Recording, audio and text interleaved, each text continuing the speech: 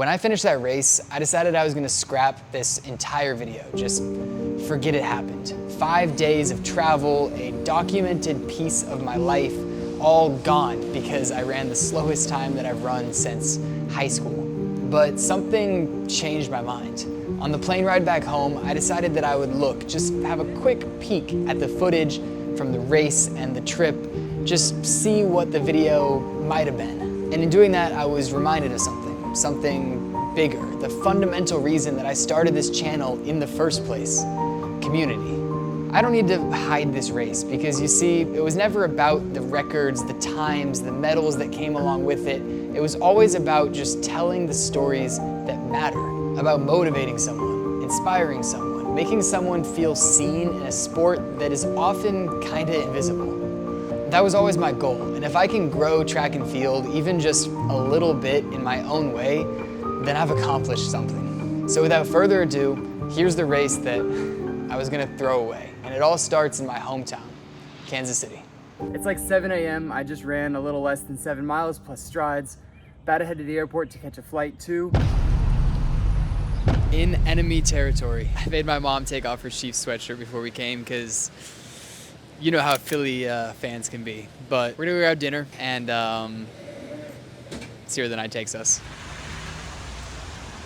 So we're stopping at a grocery store because one of the first things that we do anytime we go on like a team trip or whatever is we stop somewhere to get groceries to try to get things that are normal on our stomach, you know, things that we eat all the time. So I'm gonna pick up a bag of grapes, though I don't know which one.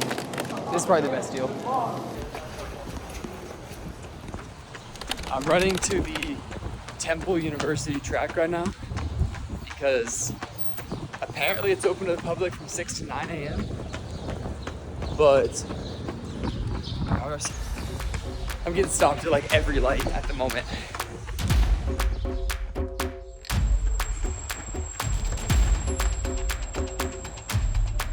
Made it out here.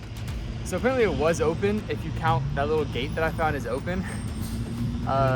The rest of the gates were locked, but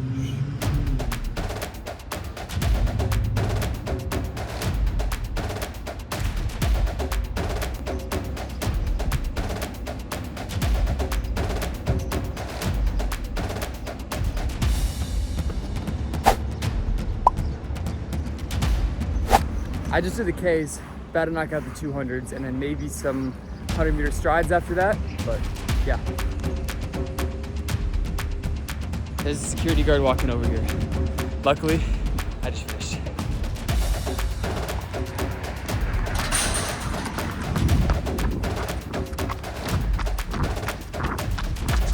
Well, he didn't say anything, so I'm assuming I'm fine.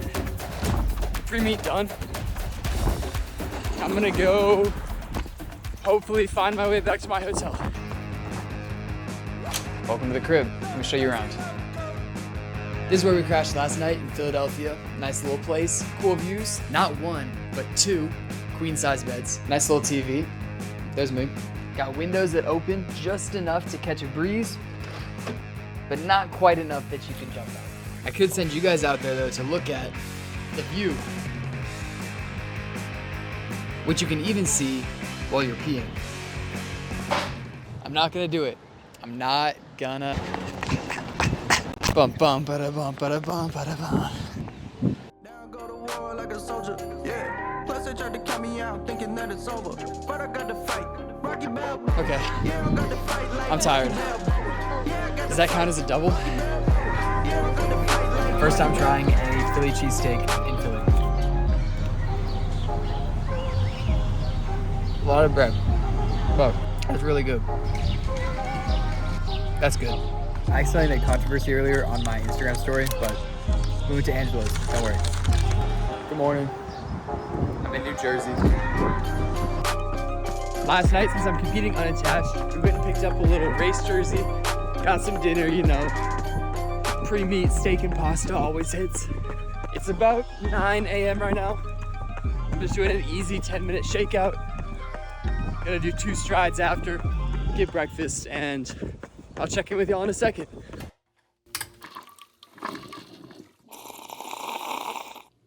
I'm racing the 800 at 4:15 p.m. Until then, I'm basically just chilling here in the hotel room. Probably gonna read a little bit. I'm reading Clown in a Cornfield. I don't know. Got out of the airport. Maybe I'll watch a little TV, just relax. Now, heat sheets came out last night after I went to bed, so let's scope out the competition a little, if you will.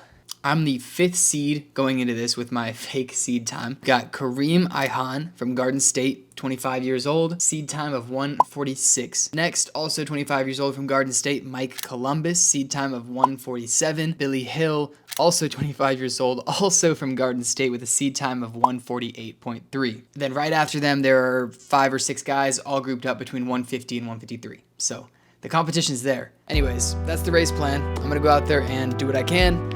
Gonna run as fast as I can, obviously. If you're not leaving it all on the track, why are you even racing?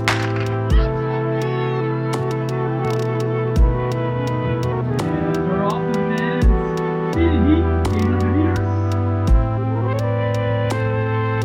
Sheer line, running through the first 400 meters.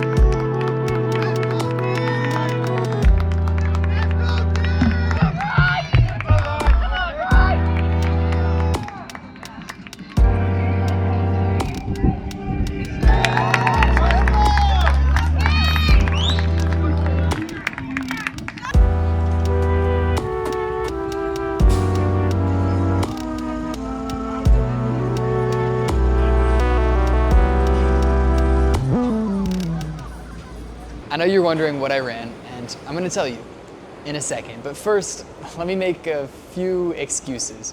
It was windy, I wasn't locked in, I'd had a big week of training right before, and my legs were mostly shot. Yet none of that was a big enough reason to validate me running 1:55 point whatever it was. 1:49 for Billy Hill. There's no getting around it. It's embarrassing, but at least this weekend reminded me of something.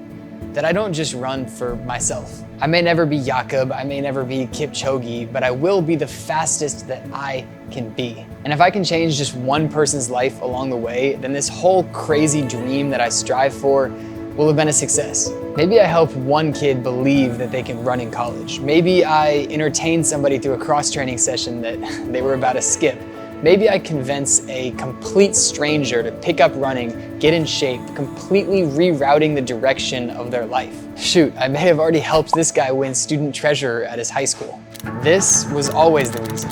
If I can do that, if I can impact people, redirect them in a better way, and help grow not just the sport, but the community around the sport, then it never really mattered what the clock said, did it?